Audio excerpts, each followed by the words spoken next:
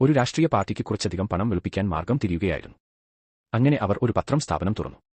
പക്ഷേ ഇലക്ഷൻ വേണ്ടി കുറച്ചധികം ഫണ്ട് ശേഖരണം ഉള്ളതിനാൽ പത്രത്തിന്റെ മറവിൽ ഇതൊന്നും നടക്കില്ലെന്ന് മനസ്സിലായപ്പോൾ അവർ ഒരു വാർത്താ ചാനൽ കൂടി തുടങ്ങി. പണം അതിൽ നിക്ഷേപം നടത്തി. പക്ഷേ എന്നിട്ടും വേണ്ടത്ര പണം ആയില്ല. 10,000 കോടി രൂപ വെളുപ്പിക്കാൻ അവർ മാർഗം തിരഞ്ഞു. അങ്ങനെ വീണ്ടും അവർ ഒരു റേഡിയോ നിലയം തുടങ്ങാൻ ആഗ്രഹം പ്രകടിപ്പിച്ചു.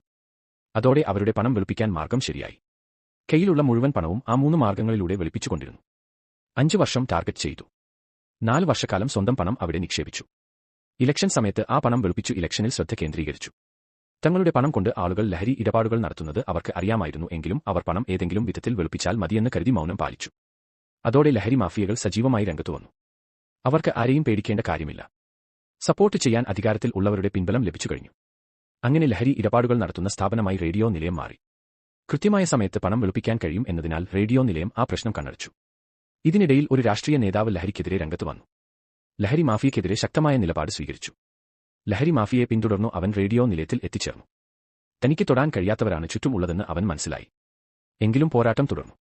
തങ്ങൾക്ക് എതിരെ ഒരു ശത്രു വരുന്നുണ്ടെന്ന് മനസ്സിലാക്കി ലഹരി മാഫിയകൾ പണം വെളുപ്പിക്കാൻ സാധിക്കില്ലെന്നും അവന്റെ ഉപദ്രവം അവസാനിപ്പിച്ചു തരണമെന്നും റേഡിയോ നിലയത്തോട് അഭ്യർത്ഥിച്ചു. തങ്ങളുടെ ഇടപാടുകൾ സസൂക്ഷ്മം നടക്കുന്നതിനാൽ അവരെ സഹായിക്കാൻ റേഡിയോ നിലയം ശ്രമിച്ചു. ഒരു പ്രശ്നം ഉണ്ടാക്കി രാഷ്ട്രീയ നേതാവിനെ അവിടെ നിന്നു മാറ്റാം എന്ന് അവർ കണക്കുകൂട്ടി. ഫോൺ ഹാക്ക് ചെയ്തു അവർ അവനെ നിരീക്ഷണം നടത്തി. അവന്റെ പ്രവർത്തനങ്ങൾ മനസ്സിലാക്കി അവിടെ ഒരു പ്രശ്നം സൃഷ്ടിച്ചു അവനെ തങ്ങളുടെ വഴിയിൽ നിന്നും മാറ്റാൻ അവർ ശ്രമിച്ചുകൊണ്ടിരുന്നു. അങ്ങനെ ഫോൺ പ്രശ്നം വന്നതോടെ രാഷ്ട്രീയ നേതാവിന്റെ പ്രവർത്തനം ആകെ അവതാളത്തിൽ ആയി. അവൻ ആ പ്രശ്നം പരിഹരിക്കാൻ ഓടി നടന്നു.